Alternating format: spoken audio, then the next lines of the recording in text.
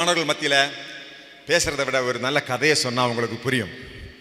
நான் வாட்ஸ்அப்பில் சில நேரத்தில் நல்ல நல்ல கதைகளெல்லாம் வரும், சிறப்பாக இருக்கும் கேட்குறதுக்கு. அப்படி ஒரு கதையை பார்த்தங்க. ஒரு தகப்பனார் அவங்க பையனுக்கு இந்த உலகம் எப்படி இருக்கும், வாழ்க்கை எப்படி இருக்கும், எதிர்காலம் எப்படி இருக்கும், இன்றைக்கி நீங்கள் மகிழ்ச்சியாக இருக்கிறீங்க, அவர் மகேஷை பார்த்ததும் ஆரவாரம் பண்ணுறீங்க, நல்லா இருக்கிறீங்க, ஹாப்பியாக இருக்கிறீங்க, நைஸ்.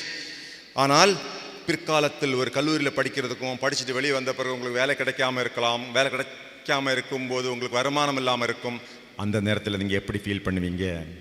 உங்களுக்கு திருமணமாகும், 2 குழந்தைகள் இருப்பாங்க, அது குழந்தைகளுக்கு ஸ்கூலில் அட்மிஷன் வாங்கணும், பால் வாங்கி கொடுக்கணும், துணி வாங்கி கொடுக்கணும். அப்போ உங்கள்கிட்ட பணம் இல்லை என்றால் நீங்கள் எப்படி சிரமப்படுவீங்க?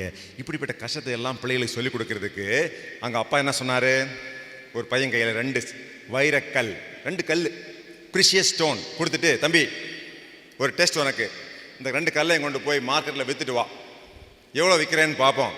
ஆனால் யாராவது இதை விற்கும்போது விலை கேட்பாங்க, விலை சொல்லக்கூடாது.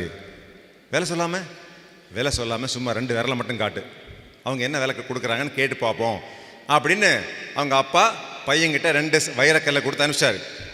அவன் நேராக கொண்டு போய் மார்க்கெட்டில் கொண்டு காட்டுறான். மார்க்கெட், இந்த பாருங்கள் நல்ல வைரக்கல் விற்க போகிறேன், வேணுமா?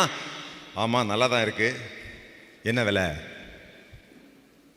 அவன் சொல்கிறான் 2000 ரூபாய். விற்கிறியா? 2000 ரூபாய். உடனே அந்த பையன் ஃபோன் பண்ணி, இந்த பாருங்க டாடி 2000 கொடுக்குறேன்னு சொல்கிறாங்க, கொடுக்கட்டுமா? ஐயோ கொடுக்காத, திருப்பி கொண்டு வந்துடு.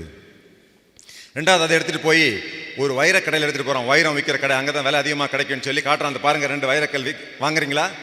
வாங்கலாமே, உண்மையான வைரக்கல் தான், என்ன விலை?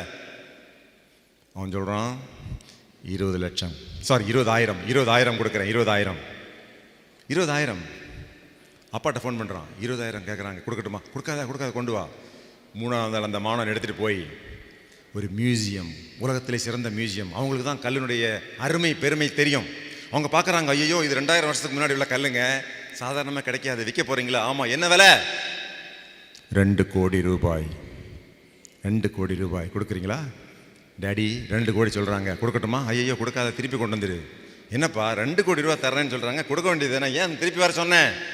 நோ மை டியர் சன், அதை விற்கிறதுக்காக நான் சொல்லலை, உனக்கு ஒரு பாடம் சொல்லித்தர வேண்டும். நீ இன்னைக்கு எங்கே இருக்கிறியோ, எந்த பொசிஷனில் இருக்கிறியோ, அதன் அடிப்படையில் தான் இந்த சமுதாயம் உனக்கு மரியாதை கொடுக்கும். உனக்கு 1000 ரூபாய் சம்பளம் கிடைக்கிறதும், 2 லட்சம் கிடைக்கிறதும், 2000, 2 லட்சம், 20 லட்சம் அல்லது 2 கோடி ரூபாய் என்பது நீ எங்கே போய் உட்கார்ந்திருக்கிறாயோ அதன் அடிப்படையில் தான் உனக்கு மரியாதையும் மதிப்பும் வருமானமும் கிடைக்கும்.